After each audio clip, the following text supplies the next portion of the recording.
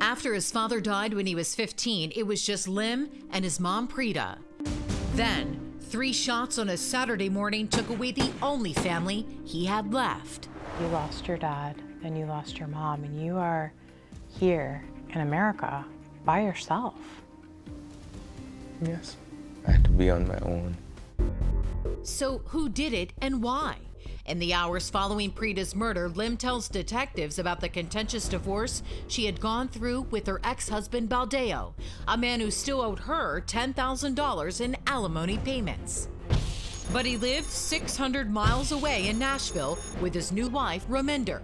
So cops start looking a little closer to home. So was your mom dating anyone? Yes, at the time she was. And was there any question that maybe your mom's new boyfriend could have done this? They asked me everything about him too. Police do question the boyfriend, but he's cleared of suspicion. And as it turns out, he doesn't fit the description of who they're looking for anyway. The description given to them by eyewitnesses to the murder.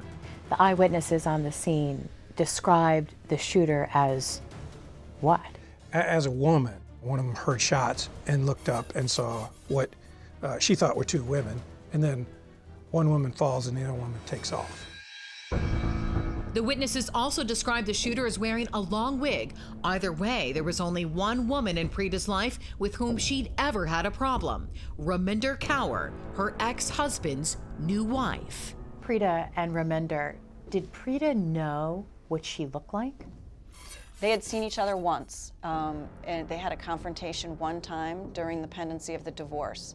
In fact, she may be referring to an incident involving both Raminder and Baldeo.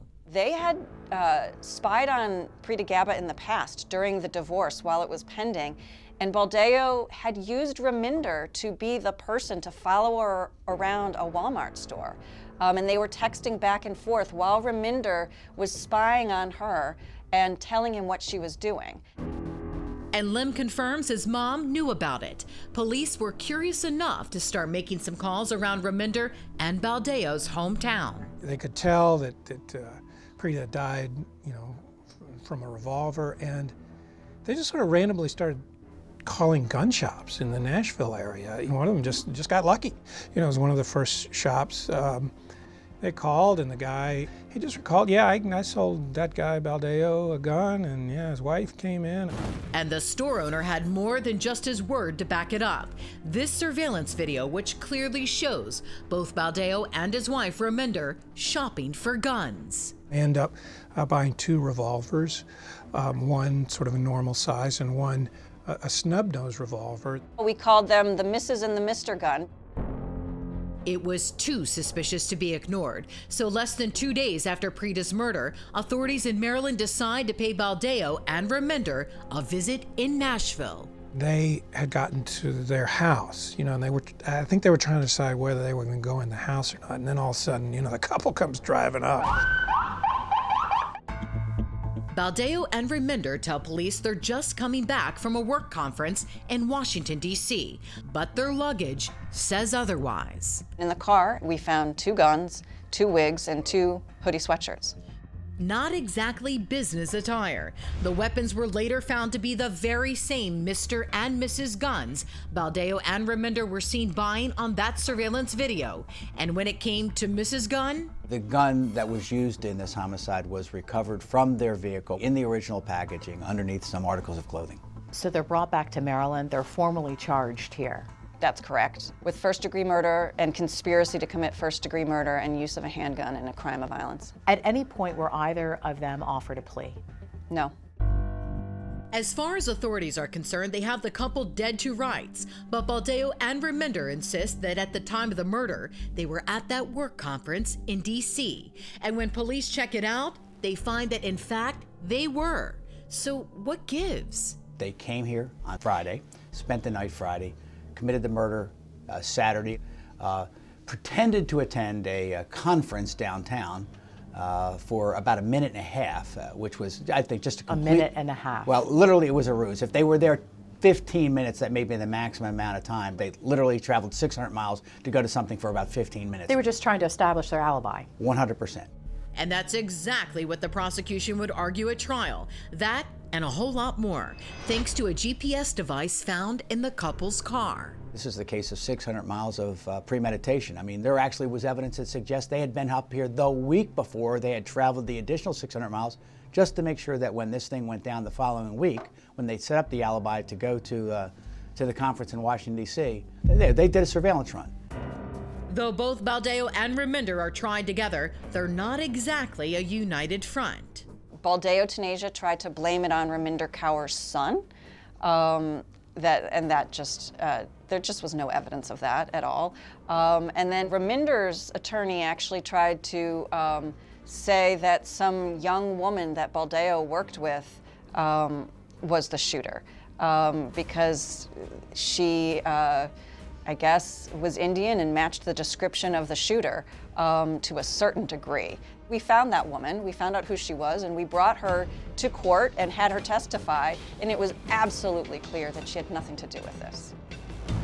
So then, if it was Baldeo and Raminder who actually pulled the trigger. The prosecutors kept making the point to the jurors that if they both planned this, they both went to the neighborhood, one of them was in the car parked nearby and the other one was the shooter. We don't need to tell you who the shooter is. They're both guilty. And the jury agreed. Though neither Baldeo or Raminder took the stand, the jury felt they had heard enough. They were each convicted of first-degree murder. They were also convicted of conspiracy to commit murder and use of a handgun in a commission of a crime of violence. They each got a sentence of life. Case closed, story over? Not exactly. Raminder appeals the verdict, arguing that her attorney never let her take the stand in the first place, and that she had a story that would turn the entire case on its head. What she was asserting was that during the trial, as they're going back and forth to the jail every night, her husband's next to her, they're in their chains or whatever, and he's taunting his wife. And he said, I drugged you. And when you were passed out, I slipped up to my ex-wife's neighborhood and I put a blouse on and a wig and I disguised myself as you. And you're going to go down for this. It's a claim too outrageous to ignore, and shockingly, Raminder got her new trial. But when it finally came time to share her incredible story, she didn't take the stand. We were all waiting for this big moment. That's like criminal in itself. Well, it definitely upset the prosecutor. It was a fraud on the court for them to petition for a new trial. It was a disgrace they had a new trial, and it was, and the result is we basically had a retrial of the first trial again, and she was convicted again. Guilty again, along with her husband Baldeo, for the cold-blooded slaying of Preeta Gabba. But why? So much didn't make sense. He wasn't involved in killing Preeta to stop the alimony payments because he was almost done with them. He just had a little bit more to go. So I think the motivation was more, years of bitterness and anger. They were both very angry about this, and together they came up with this horrible idea to kill Preeta. Leaving a son without his mother. Lim is now 25 years old and trying to fulfill his mother's dream of a better life for her son, going to college full-time while also maintaining a steady job.